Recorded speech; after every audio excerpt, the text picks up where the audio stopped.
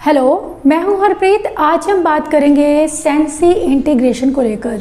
Hyper active बच्चों के साथ में सेंसी इंटीग्रेशन उन्हें थेरेपी किस तरह से दी जाए ताकि बच्चे काम रहें, शांत रहें और फोकस्ड रहें।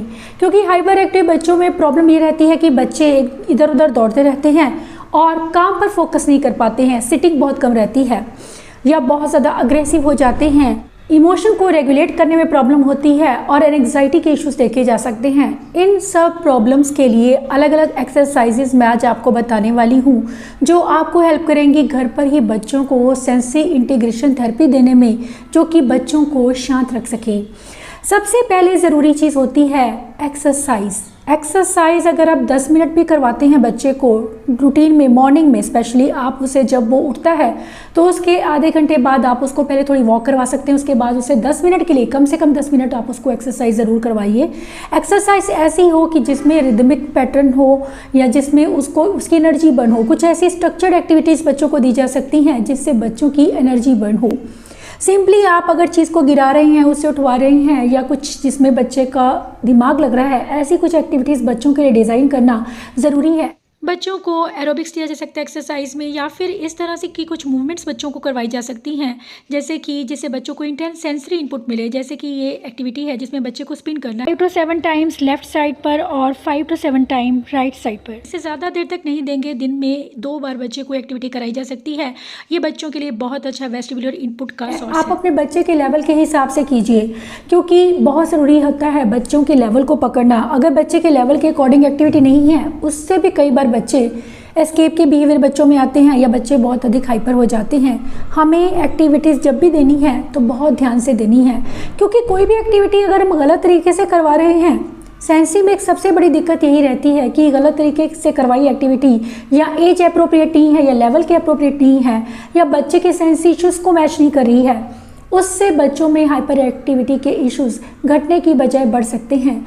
ऐसे में हमें ज़रूरी है कि हम सोच समझकर अपने बच्चे के लेवल को देखकर एक्टिविटी करवाएं। अगर किसी भी एक्टिविटी से हमें लगे कि हमारे बच्चे का हाइपर एक्टिविटी उससे बढ़ रही है तो उस एक्टिविटी को वहीं स्टॉप कर दें और नेक्स्ट एक्टिविटी को ट्राई करें, क्योंकि कई बार बच्चों की अपनी नीड्स होती हैं और हर बच्चा डिफरेंट है। सेकेंड जो चीज़ रहती है वो है बच्चों को प्रॉपर वेस्टिबुलर इनपुट देना। लगातार बच्चे मूवमेंट करते रहते हैं, सिटिंग स्टिल नहीं दे पाते हैं।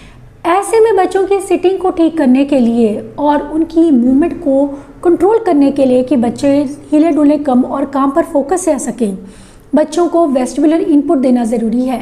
वेस्टिबुलर इनपुट की बात करूं तो हैंगिंग अपसाइड डाउन, अगर बच्चे का हेड नीचे की तरफ कर रहे हैं, चाहे आप डॉग पोज या योगा पोज में आप कर रहे हैं, या फिर बच्चे को कुछ ऐसी एक्सरसाइज करवा रहे हैं जिससे बच्चों का हेड नीचे की तरफ जा रहा है, या फिर बच्चों को जंपिंग या हॉपिंग की एक्टिविटीज़ देना, स्पिनिंग की एक्टिविटीज़ देना भी उतना ही यूज़फुल रहता है बच्चों को वेस्टिबुलर इनपुट देने में। बच्चों को वेस्टिबुलर इनपुट देने के लिए ज़रूरी है उन्हें कुछ ऐसे पोजेज देना जिसमें बच्चे का हेड नीचे की तरफ रहे। जैसे कि ये डॉग पोज है योगा का, जिसमें बच्चे का हेड नीचे की तरफ है, बहुत ही यूज़फुल है। और कुछ ऐसी थेरेपी, बच्चे को रॉकिंग करना, बच्चे को उल्टा लिटाकर बॉल के ऊपर उसे स्लो रॉक करना भी अच्छी थेरेपी रहती है बच्चों को वेस्टिबुलर इनपुट देने के लिए। क्योंकि कई बार कई मूवमेंट जो होती हैं वो शांत करती हैं, जैसे कि रॉकिंग चेयर से रॉक करना।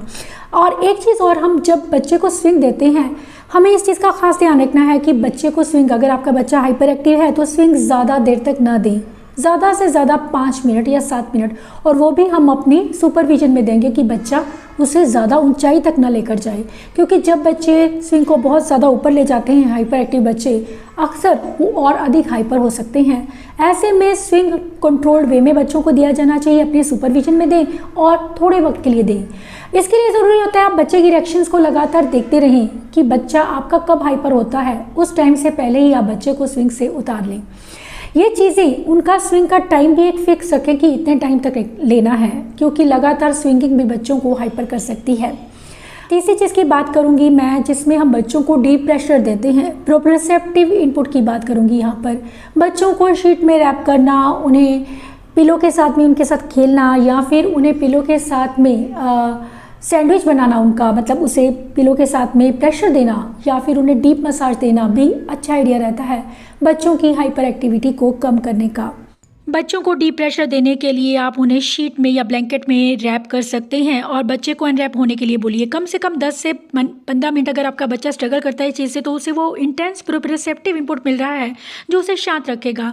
इसके साथ ही इसे आप 2 बार कर सकते हैं दिन में, बहुत अच्छी थेरेपी है। इसके साथ ही पिलो के साथ बच्चे को सैंडविच बनाना, उसकी बैक पर, आर्म्स और लेग्स पर उसे डीप प्रेशर देना भी बच्चे के लिए काफ़ी यूजफुल होता है जिन बच्चों को हाइपर एक्टिविटी के इश्यूज होते हैं। अब मैं बात करूंगी कि कुछ चीज़ें कुछ ऐसी होती हैं जैसे कि टेक्टाइल, जो बच्चों को स्टिमुलेशन या तो एक्स्ट्रा मिल रहा है या कम मिल रहा है, उस वजह से भी बच्चे हाइपर होते हैं।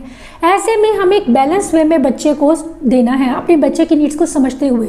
अगर आपका बच्चा इस वजह से हाइपर है कि बच्चे को एक्स्ट्रा स्टिमुलेशन मिल रहा है, बच्चा आपका डिफेंसिव है, ऐसे में उसे टेक्सचर को हम बहुत धीरे धीरे स्लोली इंट्रोड्यूस करेंगे।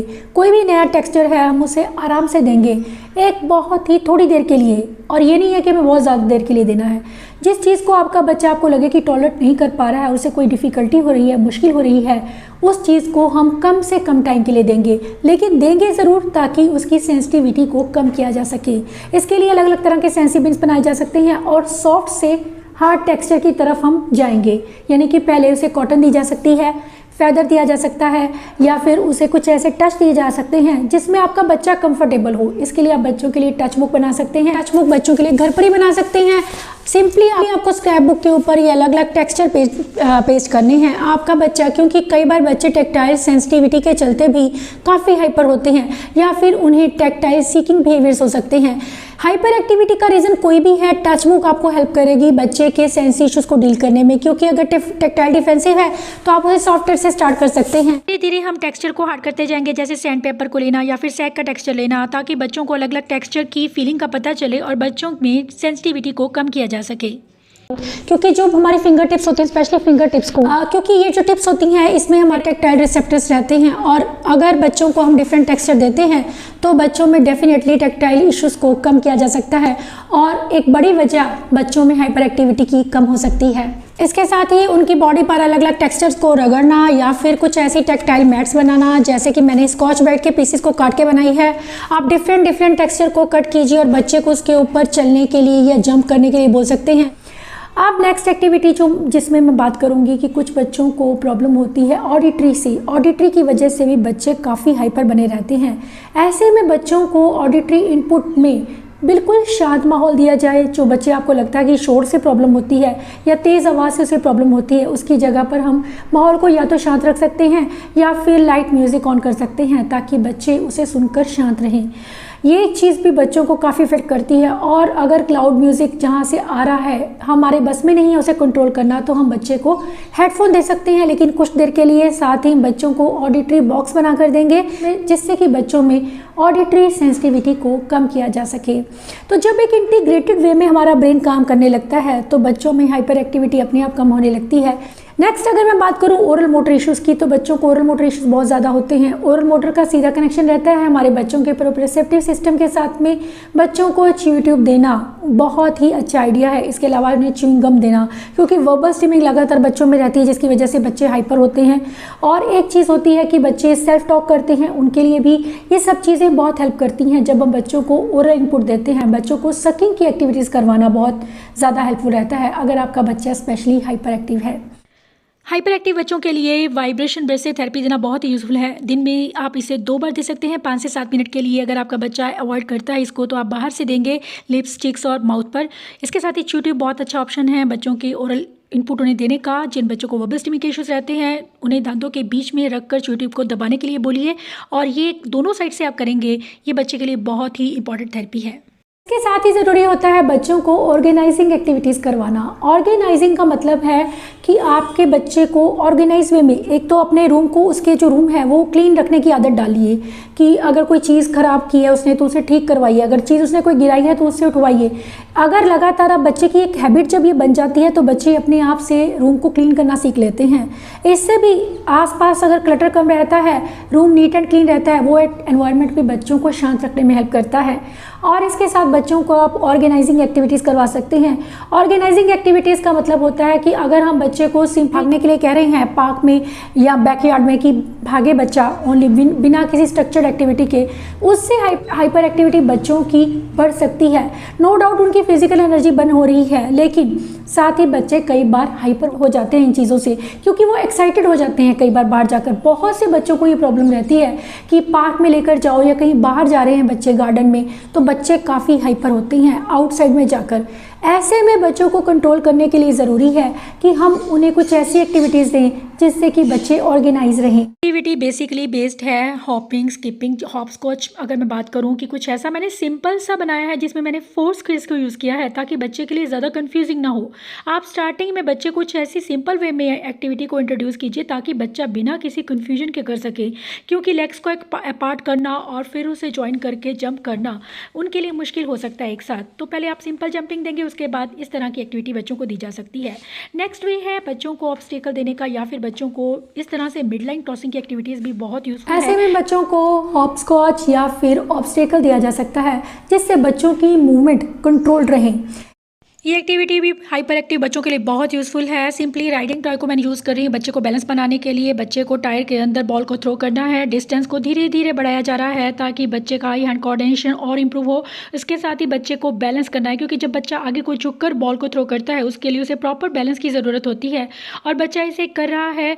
इसे स्ट्रक्चर्ड वे में देंगे, बच्चे को बोलेंगे कि 1 to 5 तक हम करेंगे, और वो बार बार से अपने आप बॉल लाकर उसे कर रहा है। एक टारगेट एक्टिविटी रहती है बच्चों के मोटर स्किल्स को इम्प्रूव करने के लिए। इसके साथ ही कई बार बच्चे, जिन बच्चों को इश्यूज होते हैं चीज़ों से टकराने कर देख कर नहीं चलते हैं, उन बच्चों के लिए कुछ ऐसी एक्टिविटीज़ डिज़ाइन कर सकते हैं जिससे कि बच्चों का अपनी बॉडी पर बैलेंस और कंट्रोल बन सके, क्योंकि अक्सर बच्चों को बैलेंस और कोऑर्डिनेशन को लेकर प्रॉब्लम रहती है। इस एक्टिविटी में बच्चे को एक स्ट्रक्चर्ड वे में मैंने चीज़ दी है कि पिलो मैंने रखे हैं, 3-4 पिलो रखी है, और बच्चे को एक रिंग उठाना है और उसे पिलो के ऊपर जंप करते हुए जाना है। इसके लिए बहुत अच्छा बैलेंस चाहिए बच्चे को, क्योंकि पिलो के ऊपर खड़ा होना ही काफ़ी बड़ा टारगेट होता है कई बार, क्योंकि बच्चों को मोटर स्किल्स को लेकर काफ़ी डिफिकल्टीज होती हैं। तो ऐसी एक्टिविटी स्ट्रक्चर्ड वे में देना, बच्चे लिसन करना सीखते हैं, आपके इंस्ट्रक्शन को फॉलो करना सीखते हैं। अगर आप कहते हैं कि स्टॉप, जंप या फिर पुट इन, ये सब इंस्ट्रक्शन आप उनको सिखा रहे हैं साथ में, और इस साथ बच्चे का जो ब्रेन है और बॉडी, आप दोनों के इंटीग्रेशन पर काम कर रहे हैं। एक सिटिंग टाइम उनके लिए ज़रूर आप डिज़ाइन कीजिए कि चाहे 5 या 10 मिनट के लिए उसकी सिटिंग की एक आदत बनी ज़रूरी है। उसके लिए आप छोटे बच्चों को उसको पजल दे सकते हैं, प्ले थेरेपी दे सकते हैं, उन्हें अलग अलग टॉयस दे सकते हैं जिसके साथ में बच्चे को बिठाया जा सकता है। बबल्स ब्लो करना या फिर उन्हें कुछ ऐसे सेंसी टॉयस देना यूज़फुल आइडिया रहता है बच्चों की सिटिंग पर काम करने का। इसके साथ ही अगर आपका बच्चा बड़ा है तो हम उन्हें लॉजिक गेम्स दे सकते हैं, पजल दे सकते हैं। इससे बच्चों के कॉग्निशन के साथ साथ उनकी जो कंसंट्रेशन है बच्चे का, वो इम्प्रूव कर रहे हैं, और साथ ही बच्चे की इससे सिटिंग इम्प्रूव होती है। फ्रूट कटिंग की एक्टिविटी है जिसमें बच्चे को फ्रूट्स आपने अलग अलग पार्ट्स कर दिए हैं और बच्चे को फ्रूट्स को मैच करना है इस तरह से। कुछ इस तरह की सिंपल सी एक्टिविटीज़ आपको मिल जाएंगी मेरी मैगजीन में, जिसमें आप बच्चे के लॉजिक पर काम कर सकते हैं। एनिमल्स की फेसेस बच्चे को बॉडी पर फिक्स करने हैं मैच करके। बहुत ही सिंपल और यूज़फुल एक्टिविटी है और हेल्प करती है बच्चों को सिटिंग देने में। लॉजिक पजल का ये फ़ायदा होता है कि उसमें आप बच्चे की सिटिंग के साथ साथ उनके कंसंट्रेशन पे भी काम कर रहे हैं, क्योंकि बच्चों का इसमें इंटरेस्ट होता है, बच्चे इसे कर पाते हैं।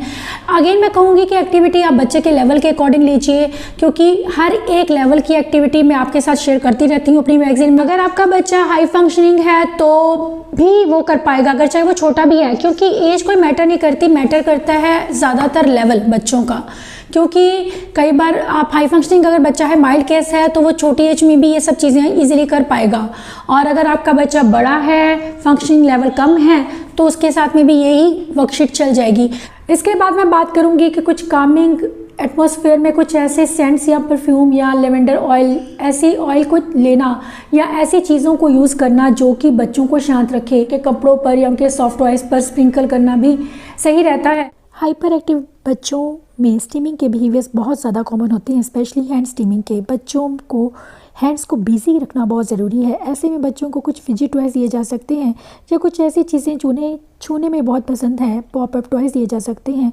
या इसके अलावा बच्चों को स्लाइम, क्ले, काइनेटिक सैंड, इस तरह के टच दिए जा सकते हैं जो बच्चों की हाइपर एक्टिविटी को कम करते हैं और एंग्जायटी के इश्यूज़ को भी।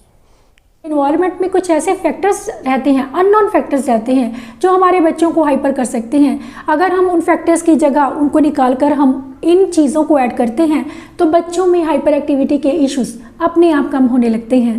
इसके अलावा कुछ बच्चों को जिनको एंग्जाइटी के इश्यूज रहते हैं उनके लिए बबल ब्लो करना, स्ट्रेस बॉल के साथ उसको स्क्वीज करना बहुत अच्छा आइडिया है। इसके साथ ही बच्चों को बबल रैप पर जंप करवाना भी एंग्जाइटी के इश्यूज को कम करता है। वाटर बीट का टच बच्चों को बहुत पसंद होता है, बच्चों को शांत रखता है। उन्हें अब दिया जा सकता है, या तो आप उनको जंप करवाइए एक वाटर बीट्स के टब में, या फिर आप सिंपली बच्चों को वो क्रश करने के लिए दीजिए। हाइपर एक्टिव बच्चों को डार्क रूम देना बहुत अच्छा आइडिया रहता है, लेकिन उसमें हमें कलर चेंजिंग चीज़ों को लेना है, स्पेशली डिम लाइट्स को लेना है। प्रोजेक्टर की लाइट्स ली जा सकती हैं। बच्चों को वॉल पर उनका पैटर्न दिखाइए और अंधेरे कमरे में दीजिए। ये सब बच्चे को ये चीज़ें बहुत पसंद आती हैं और उनके विजुअल इश्यूज़ को कम करने में भी हेल्प करती हैं। अगर आप इन अलग अलग एक्टिविटीज़ को एक स्ट्रक्चर्ड वे में अपने सुपरविजन में बच्चे को देते हैं तो धीरे धीरे बच्चों की हाइपर एक्टिविटी अपने आप कम होने लगती है। ये वीडियो आपको डेफिनेटली हेल्प करेगा बच्चों को सेंसरी इंटीग्रेशन घर पर ही देने में, सिंपल और इजी वेज में। Thanks for watching.